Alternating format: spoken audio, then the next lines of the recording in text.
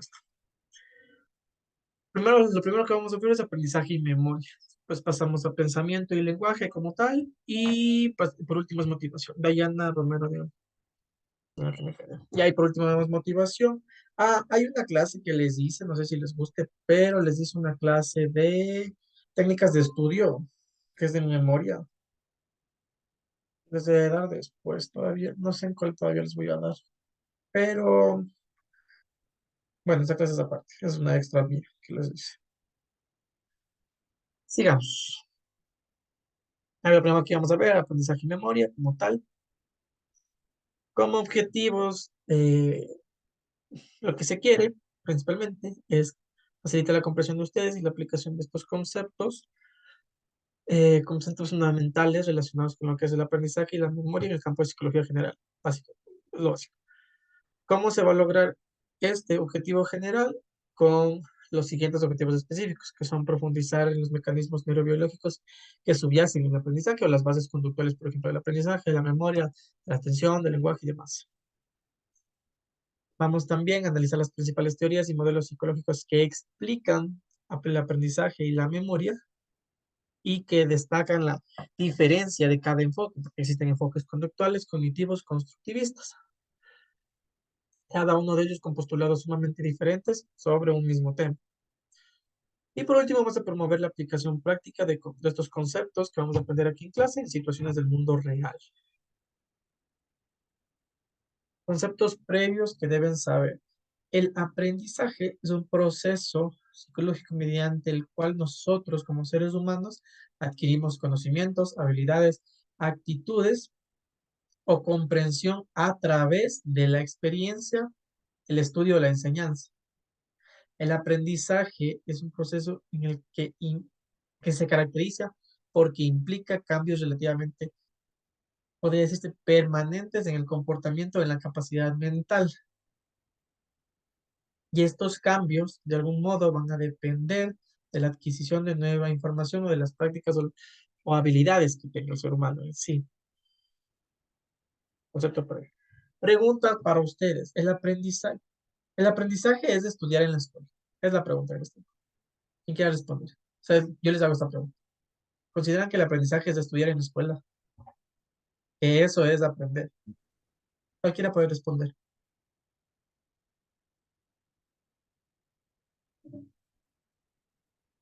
Me sale aquí John Cevitas Coloma, no sé quién será. Nunca había visto ese nombre.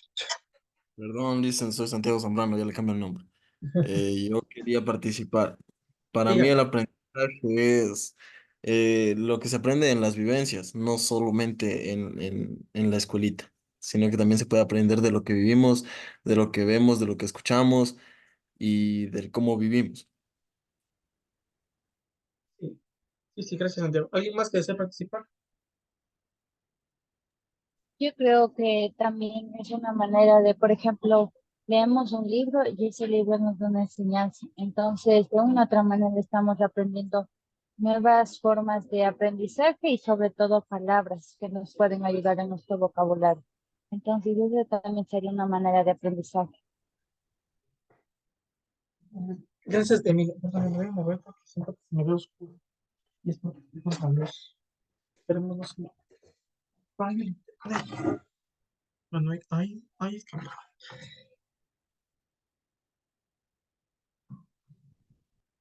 A ver, ahora sí.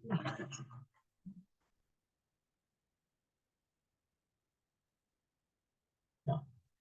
La naturaleza del aprendizaje. Para los psicólogos, para los profesionales que estudian el aprendizaje como tal, el aprendizaje es un proceso cognitivo que se caracteriza o se refiere a todos estos, lo que les explicaba hace un momento, se refiere a todos estos cambios de conducta permanentes que se producen por la experiencia y que no se deben a maduración. Los cambios de conducta como tal no se deben al proceso de maduración, sino a la experiencia que va adquiriendo el sujeto. El aprendizaje, las funciones principales del aprendizaje son el conocimiento del medio y la adaptación a través de la adquisición de conductas y elementos que le van a servir para resolver conflictos en la vida diaria. Ese es el objetivo principal que tiene el aprendizaje dentro o el por qué todos los seres humanos tenemos un proceso de aprendizaje, porque nos permite adaptarnos al medio, nos permite adquirir conductas que nos van a permitir, valga la redundancia, adaptarnos al medio como tal.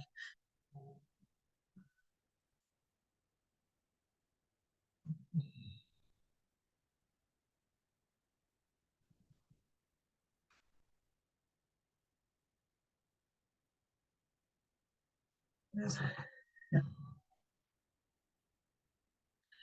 Y es por eso lo que, sigamos. Es por eso lo que les decía, que todo lo que somos es producto del aprendizaje.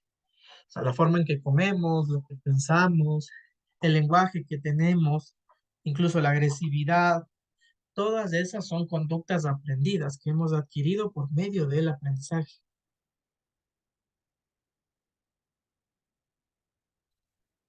Bases biológicas del aprendizaje. El aprendizaje tiene dos bases biológicas principales. Una de las más importantes es que estas características, todos los, todos los seres, o sea, el aprendizaje o la capacidad de aprender se encuentra en casi todos los animales superiores. Todos tenemos esta capacidad de aprender.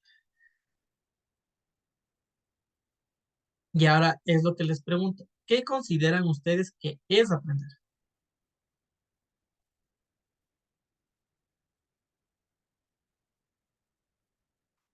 Cualquiera puede hablar. Saber cómo resolver cada una de las situaciones que se presenta en la vida cotidiana. ¿Ya? ¿Alguien piensa algo diferente? Adquirir nuevos conocimientos sobre un tema o incluso un proceso. Ya, más o menos, por ahí van los dos. Descubrir más del diseño. A ver, Anthony, dígame. Descubrir de qué somos capaces para aprender. Ya, más o menos entiendo. Ya, pero Aprender de los errores. ya,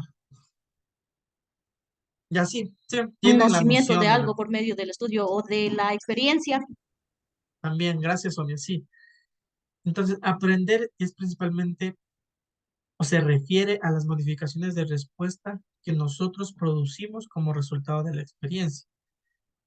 ¿Qué es la experiencia? Es lo que vamos viviendo, las cosas que nos pasan en nuestro día de vivir. Entonces, nosotros, a partir del conocimiento que vamos adquiriendo de la relación con el entorno, modificamos nuestras respuestas a una situación que se nos presente, ya sea similar a algo que hayamos vivido. El aprender es eso, modificar nuestras respuestas en función de la experiencia que hemos tenido. Y entonces, retomando las bases biológicas, primero está aprender por experiencia, y la otra parte es que cualquier conducta se logra o es producto de acción del sistema nervioso. Es por eso que se les dio bases biológicas de la conducta en un inicio. Entonces, como cualquier conducta es acción del sistema nervioso, cualquier aprendizaje, cambio de conducta, es el resultado de modificaciones funcionales dentro del sistema nervioso.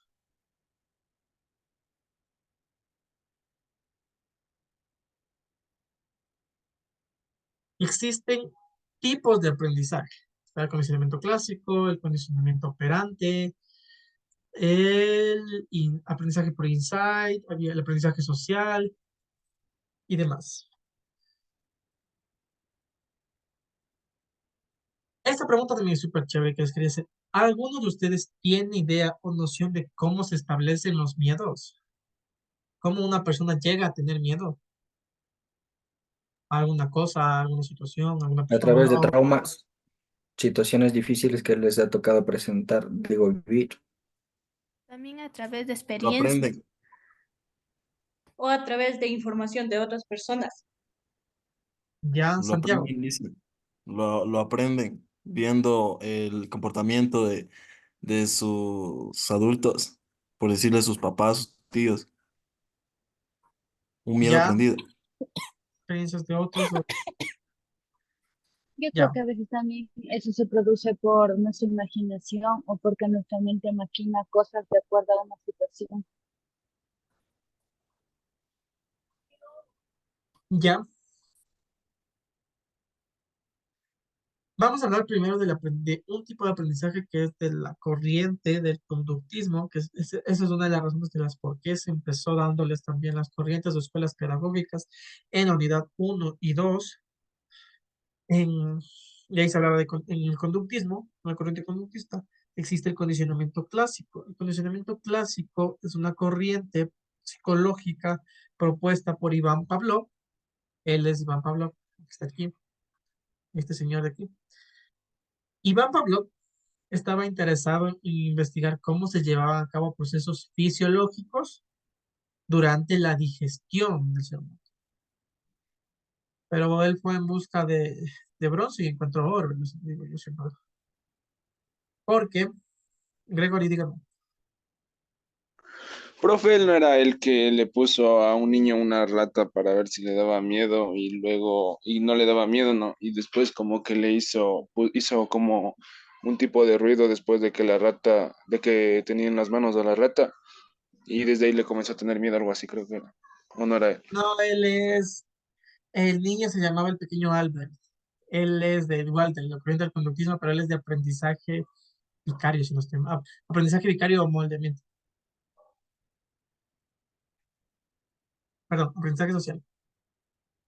Y sí, vamos a ver, aprendizaje social es otra forma de aprendizaje. Está más adelante. No, perdón. El del experimento del pequeño Albert también es un experimento que ya, o sea, por ejemplo, ahora en psicología no puedes repetir ni así quieras, ni pagues, ni nada. Nadie, ningún comité de ética te va a aceptar el experimento del pequeño Albert, porque lo que fue crearle la fobia. Lo que él hizo fue crearle una fobia. Obvio que después le hicieron una desensibilización sistemática, que es un proceso que se utiliza en terapia para quitar fobias, pero igual no funciona, o sea, no funciona.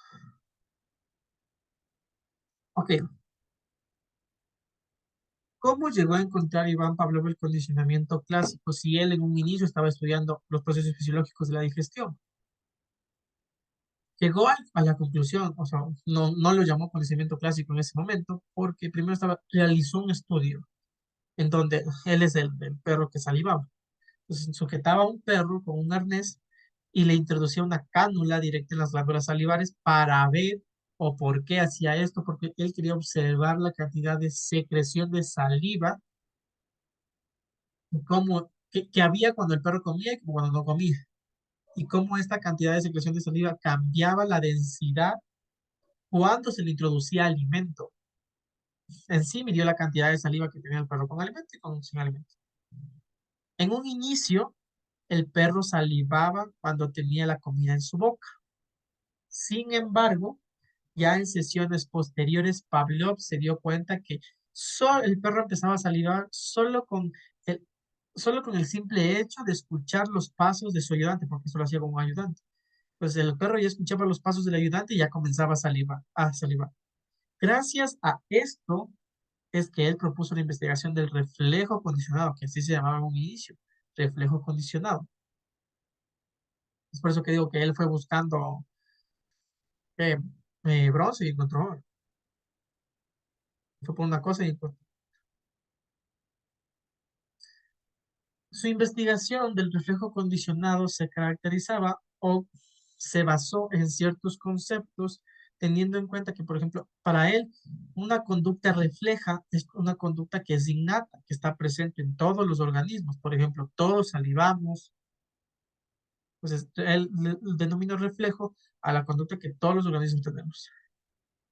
Sin embargo, le añadió la parte de reflejo condicionado, pues establece un aprendizaje sobre un estímulo.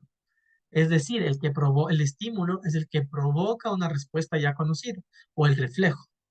El estímulo me provoca el reflejo, que es esto, un estímulo, comida, me provoca salivar.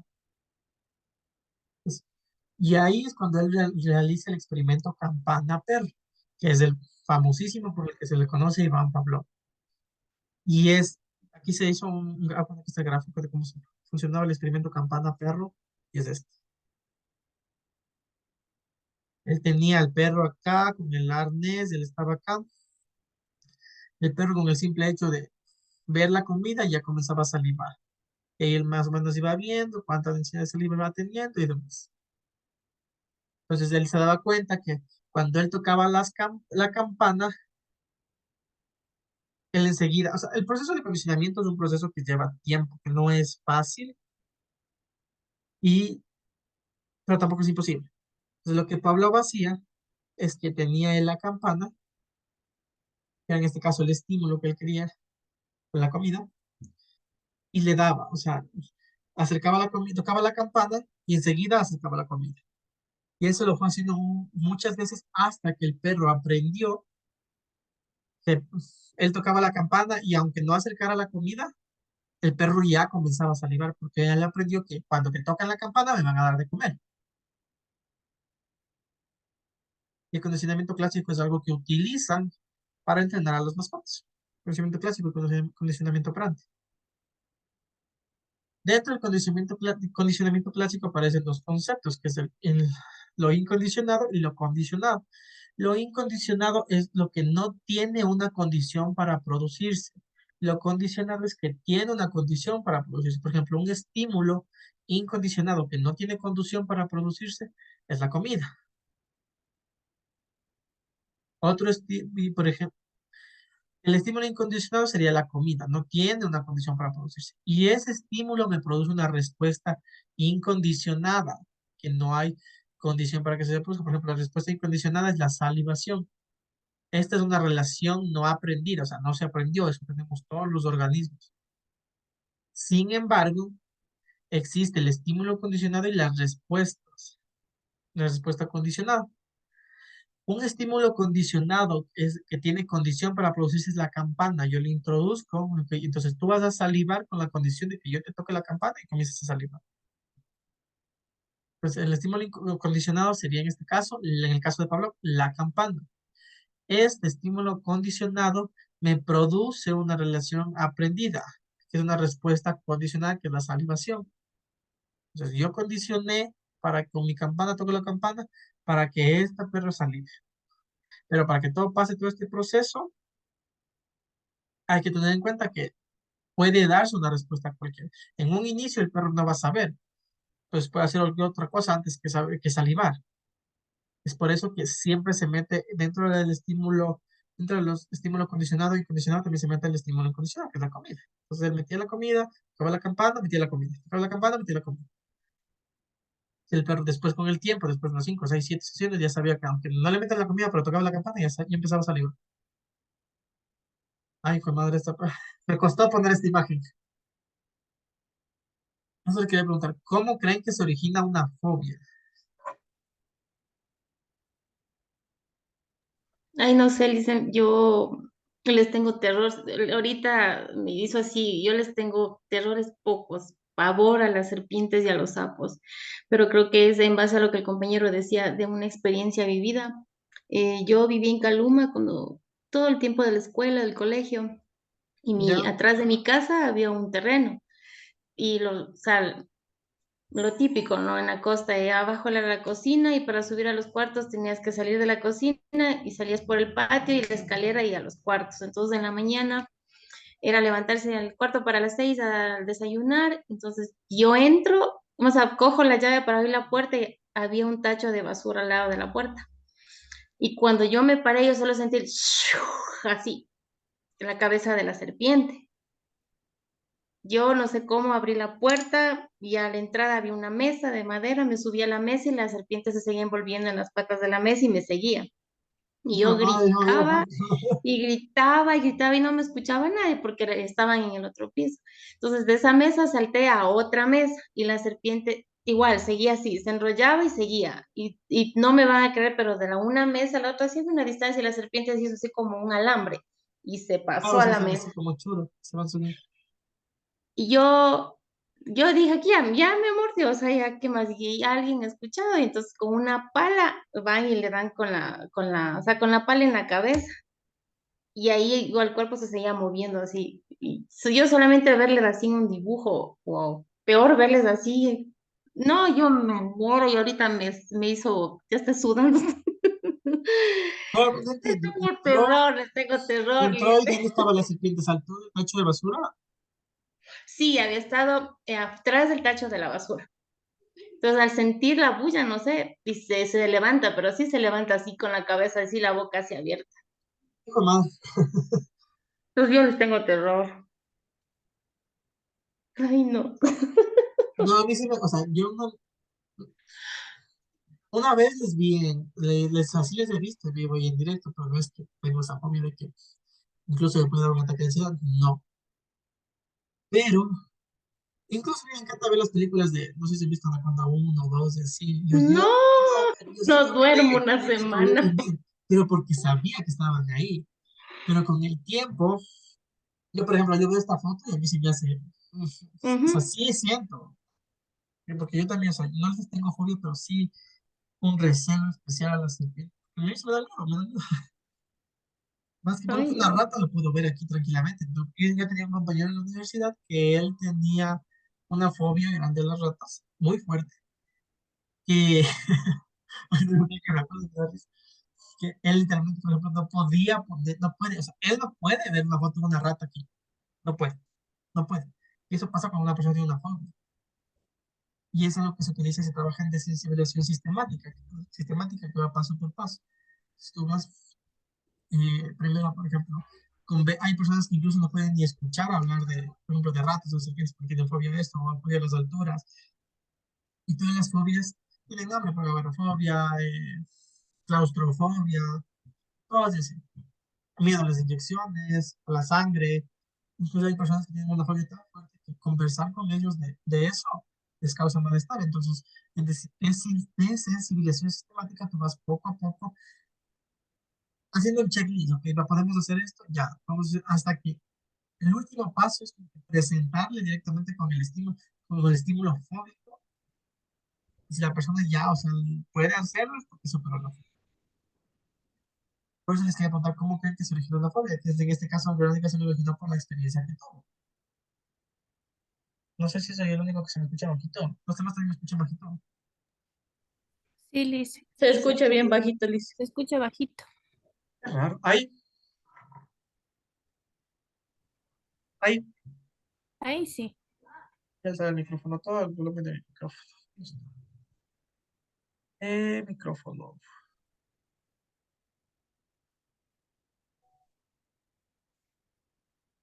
Eso.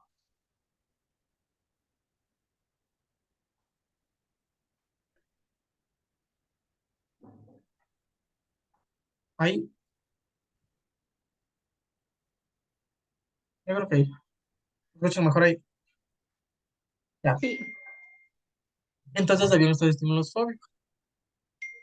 Yo nunca les tenía miedo a las serpientes, pero cuando yo puse este tema, no sé si ustedes han averiguado hubieron unas investigaciones de unos paleontólogos que encontraron unas vértebras que pensaban en un inicio que eran de tortugas gigantes, pero encontraron más vértebras en la parte de la selva de, creo que es entre Colombia y Venezuela, si no estoy mal, pertenecientes a la serpiente más grande que existió en la Tierra. Es o sea, uno, ahora la serpiente más grande que existe en la Tierra es la anaconda, pero en ese tiempo era la titanoboa. O sea, no sé si han escuchado de eso.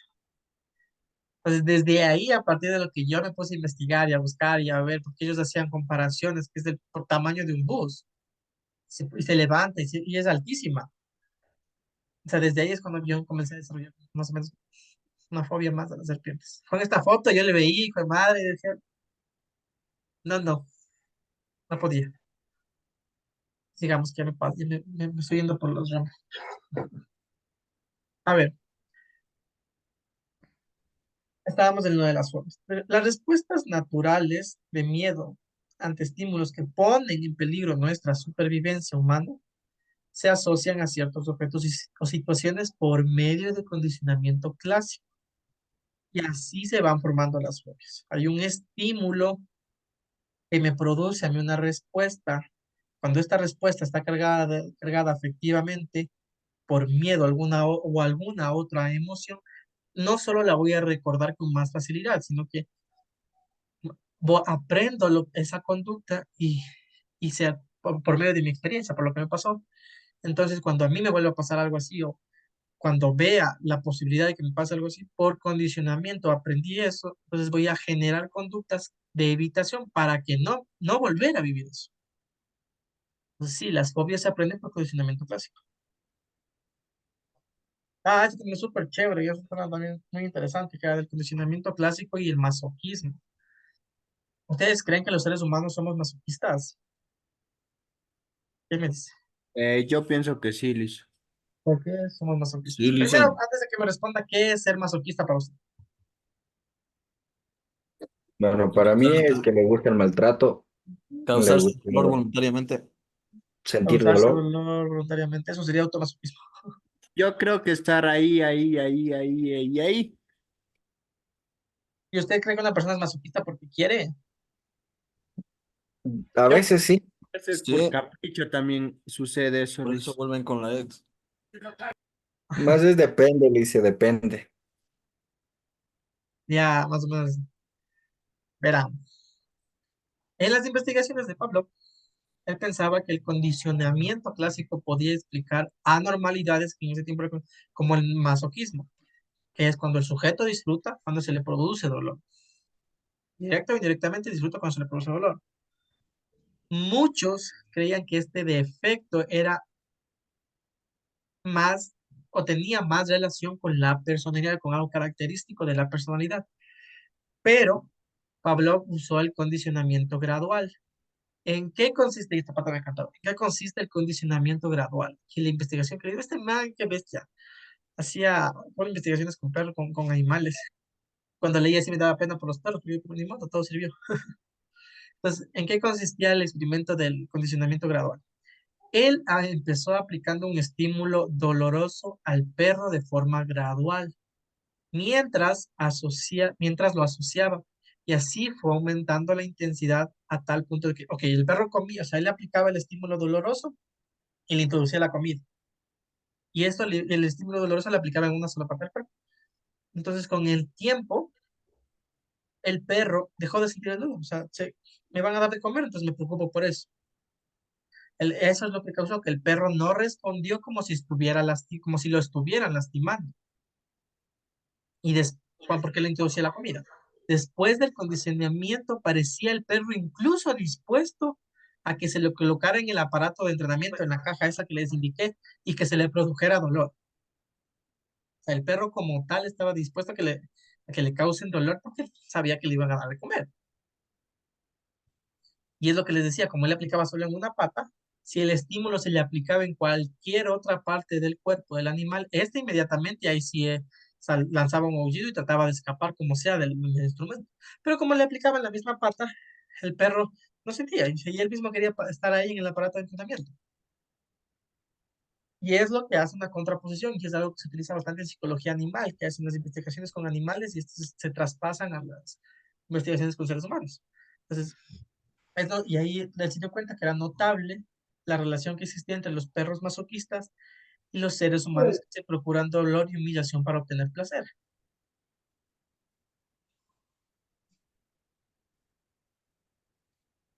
Entonces, como los seres a veces vemos, por ejemplo, personas que se encuentran en relaciones no tóxicas, es el término correcto, pero ven que a veces no siempre la persona es tóxica. Una de las características de una relación tóxica es que, ok, o por lo que se quedan, relaciones dependientes, que me trata bien, pero me da mi cariño de vez en cuando y no sé qué.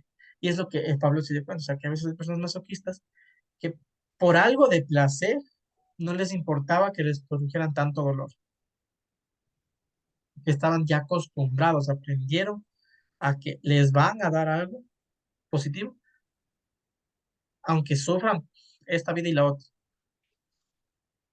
Preguntas, dudas, inquietudes hasta aquí antes de pasar a condicionamiento operante.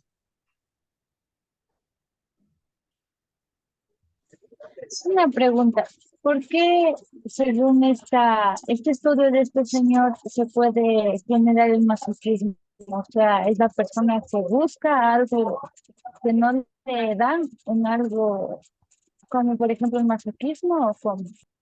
Porque aprendió que, ok, me pueden tratar mal, me pueden pegar, pero puede ser un proceso me pueden tratar mal, me pueden pegar, pero al fin y al cabo me quiere porque me sacó a pasear o me trajo esto, me compró esto de acá. Entonces fue un proceso de aprendizaje. O sea, el masoquismo se da por un proceso de aprendizaje. No, pues el perro le estaba dando descargas eléctricas a cada rato en la misma pata, pero también estaba dando comida. Entonces, incluso se dio cuenta que, o sea, el perro quería estar ahí, a pesar de que sabía que le estaban haciendo daño. A pesar de que le estaban haciendo descargas eléctricas en la mano, él quería estar ahí, seguir ahí, porque le producía placer, porque le daban comida. Entonces, es lo que pasa en los seres humanos. O sea, el perro aprendió eso. As- me dan comida, pues no me importa que me den descargas eléctricas.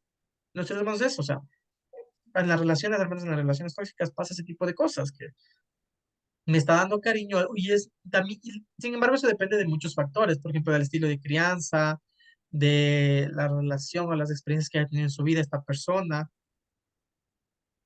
Sin embargo, aprendió, o sea, cualquier persona, puede pasarle a cualquier persona, o sea, estando en una relación. Ahí lo que se debería hacer, por ejemplo, entrenar en habilidades de afrontamiento. Entonces, esta persona aprendió que a pesar del masoquismo, y es un claro ejemplo, se ve en estas personas por ejemplo, que yo he visto cuando viajo a Guayaquil a mi maestría, hay mujeres que están con unos 5 o 6 hijos. Suena feo, pero sí. Y a veces se ven casos de que los esposos les pegan, les engañan y toda la cosa y demás.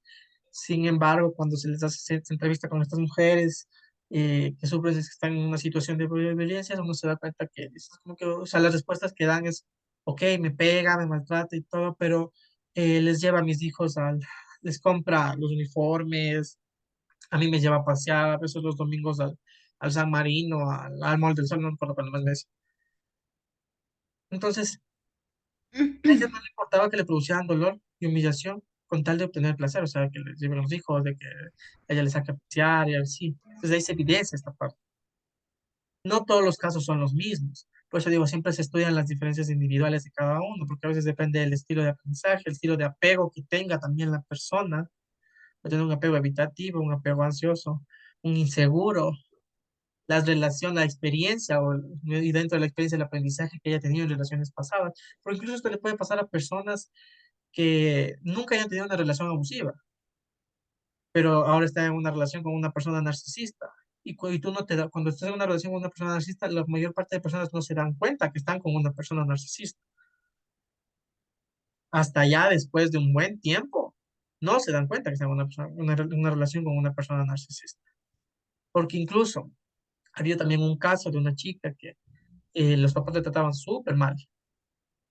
Y ella como que me quiero ir a la casa, no quiero saber de mis papás, no quiero bloquear a mi mamá, no quiero, la. Le trataban súper mal, lo que el chico contaba. Pero después era, no, es que me siento mal, es que al final mi mamá hoy me dijo que me quiere, pero ok, te dijo que te quiere, pero te trató mal 2 meses y un día te dijo que te quiere. Después la chica se sentía mal, culpable por pensar mal de la mamá. Es más o menos una relación así. Y todo eso se investiga en las relaciones de terapia y demás. No tienes que hacer una investigación exhaustiva para poder saber qué vas a aplicar. Pero esto es una teoría que te enseña o te ilustra en cierto sentido en cómo las personas a veces terminan en relaciones abusivas o terminan siendo humilladas. Ya, alguien más pregunta que me quería preguntar algo.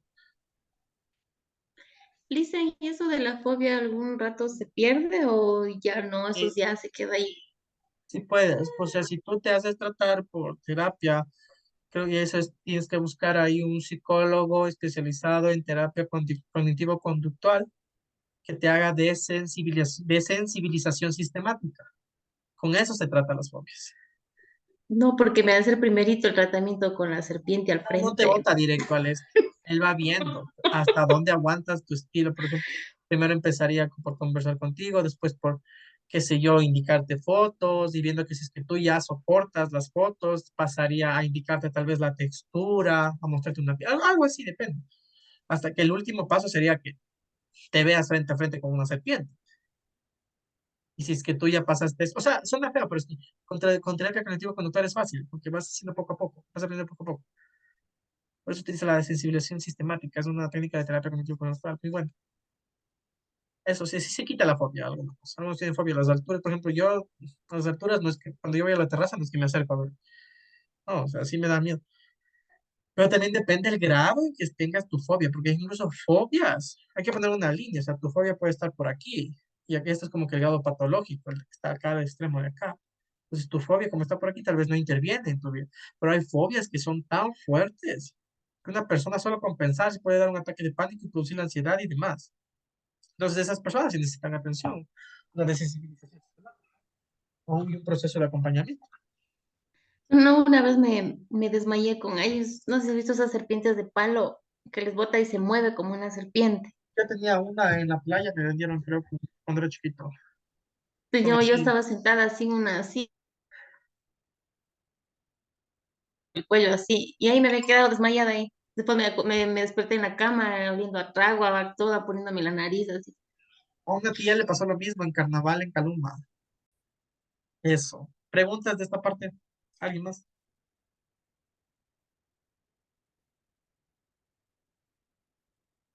Ya. ¿Qué hora es? 7:05. No son las 7:30.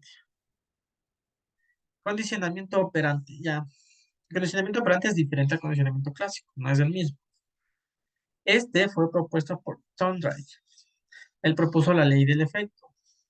¿Por qué se caracteriza la ley del efecto? En que si una acción lleva a una consecuencia positiva, o sea, causa-efecto. Una acción me lleva a una consecuencia positiva, es más probable que esta acción se repita en un futuro. Si una acción me lleva a una consecuencia, ay, siempre se me cambian las letras de aquí por lo que está en inglés, se me lleva a una consecuencia negativa, es menos probable que se repita. Él metió lo que eran ya estímulos positivos, negativos, respuestas positivas, respuestas negativas. Y es lo que, condicionamiento operante es una técnica que se utiliza bastante, al menos en escuelas, en colegios, incluso en el trabajo. Por ejemplo, yo utilizo bastante condicionamiento operante con mis chicos con síndrome de Down. O sea, yo tengo economía de fichas. La economía de fichas se basa en condicionamiento. Y tengo por fichas verdes a los que se portan bien, fichas rojas a los que se portan mal. Cada día todos con nombres y entonces se va poniendo ahí. Pues, por ejemplo, ellos hicieron una acción que se considera negativa, o sea, que yo considero desde mi percepción negativa. Entonces yo les doy una ficha roja. Y ellos saben que una ficha roja la persona que acumula fichas rojas, no, en cambio, la persona que acumula fichas verdes toda la semana tiene la posibilidad de ascender. Y van ascendiendo semanalmente hasta ser empleados. Está súper chévere. Entonces sirve bastante.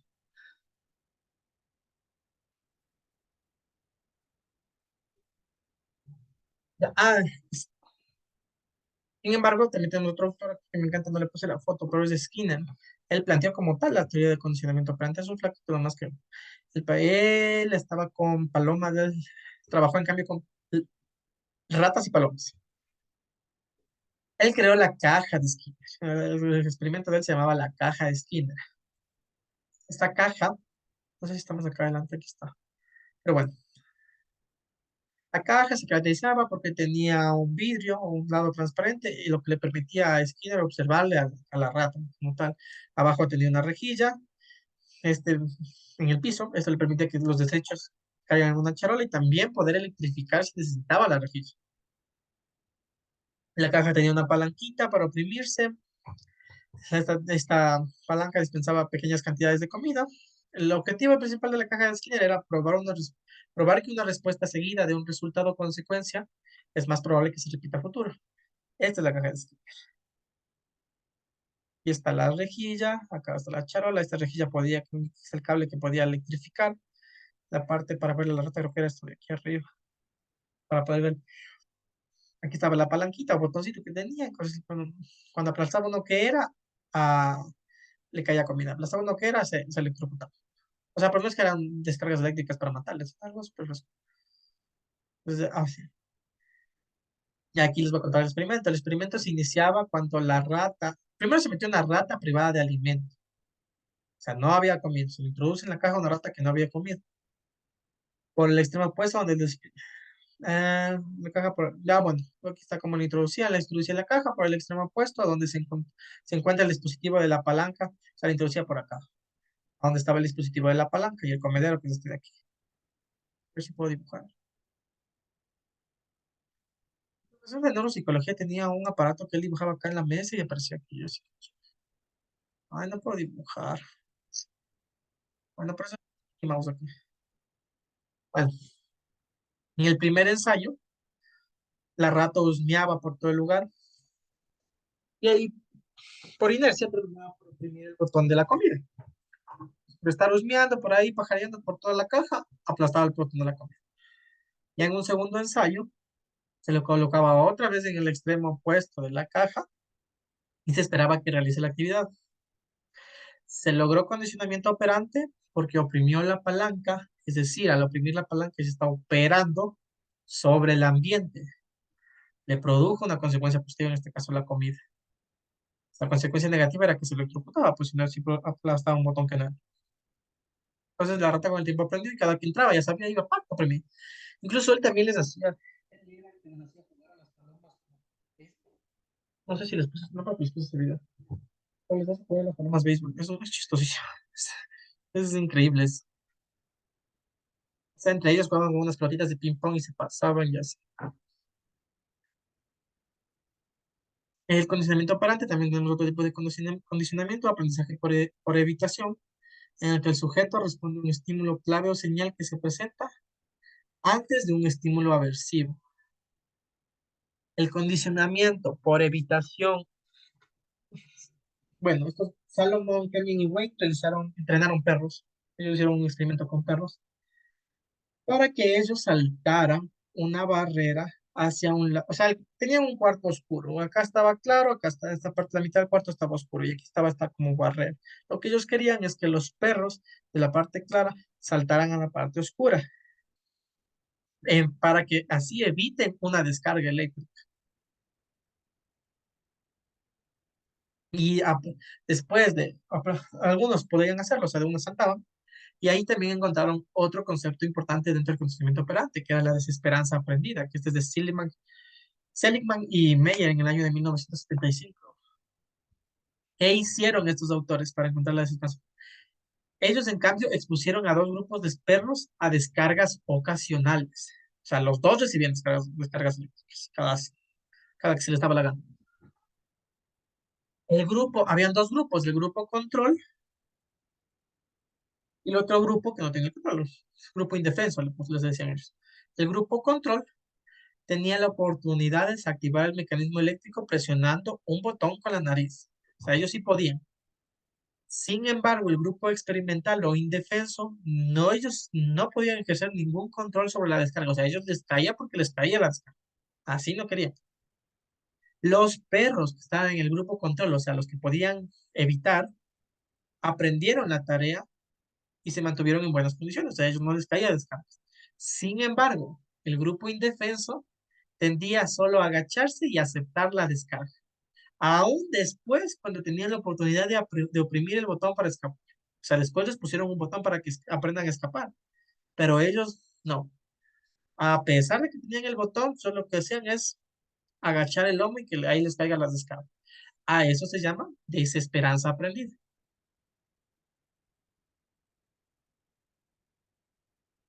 Y aquí también estaba lo que se debe decir. Las personas que de algún modo han sido muy castigadas y no se les da oportunidad de aprender conductas defensivas o de evitación, suelen presentar un cuadro semejante de aceptación de estímulos negativos sin hacer algo para escapar de esa situación. Es lo que pasa en las relaciones. Una persona que incluso haya tenido experiencias de relaciones en las que nunca aprendió conductas defensivas o de evitación de cosas que no le hacían bien, aprende en sus siguientes relaciones de una misma a aceptar los estímulos negativos sin hacer nada. O sea, que le maltraten, que lo bien sin hacer nada. Entonces, incluso a veces las personas que sufren violencia, una persona que sufre violencia el círculo de la violencia es como el de la droga, o sea, es tan obsesivo, tan tenso. Es difícil sacarle a una persona de un círculo de violencia. Es muy difícil. Y más si esta persona nunca tuvo herramientas para afrontar este tipo de cosas. Como en este caso, desesperanza aprendida. Por ejemplo, es una persona que fue humillada desde la infancia. Es muy difícil que en la adolescencia, o en la adolescencia o en la adultez, esta persona pueda poner límites.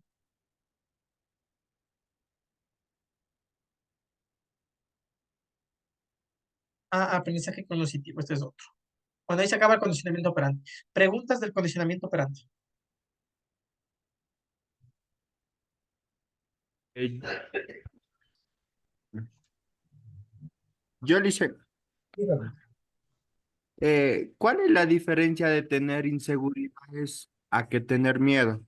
Creo que ¿Sería lo mismo o algo? Todo se aprende. Tus inseguridades se produjeron por el miedo. ¿Me escuchó? Les veo congelados. Dicen se queda grabado. ¿Me podría repetir? Ah, ya me escuchan. Sí. Es que sí, se me quedaron congelados. Eso te digo, todo se aprende. Tus inseguridades, tú tienes inseguridades porque pasaste un proceso de experiencia que te produjo, o sea, de miedo. Pero yo tengo como que algo de la serpiente, ¿no? O sea, como que un ejemplo de eso de que Pero el tener miedo a una serpiente no ser es una mordido inseguridad, es sin una tener la fobia. experiencia. Pero eso es fobia. Inseguridad es algo tuyo. La fobia es algo externo que te produce miedo. Son conceptos diferentes. O sea, entonces la inseguridad no sería como que tener, como le decía el ejemplo de la inseguridad de ser mordido por la serpiente o algo así. No, inseguridad no es eso es miedo, fobia. ¿Y qué sería como que la diferencia entre tener lo que sería miedo a tener inseguridades? A que vean por ejemplo, tenía la investigación del muñeco Bobo que les voy a subir a las aulas visuales, todas las investigaciones. Entonces, les ponía como que a los niños en una sala de ejercicio, ellos veían como, por ejemplo, un adulto le pegaba al muñeco. Entonces, después, cuando al niño le hacían pasar, el niño imitaba y cogía y también le pegaba al muñeco. Ese fue un grupo. Otro grupo, aprendizaje por modelamiento es eso. Otro grupo, en cambio, veían cómo el adulto le trataba bien al muñeco. Entonces, ellos cuando iban, también le trataban bien al muñeco. Entonces, es por eso que los niños son como esponjas, todo aprenden, o quieren imitar. Entonces, pero depende ya después cómo se van desarrollando en el proceso de adolescencia. Por eso siempre yo soy partidario de que los adolescentes deben tener un proceso de acompañamiento psicológico, por eso. Porque de por sí, biológicamente van cambiando. Pues cognitivamente igual. Eso. ¿Alguien más preguntas o inquietudes de algo de la clase, aunque no sea de la clase? Lo que decía de su prima. Bueno, yo tengo una duda. Por ser como que niña mimada o algo así, ¿se puede dar lo que sería el síndrome del emperador? ¿O eso ya es de nacimiento o algo así? Nadie nace, es como te digo, nadie nace sabiendo las cosas.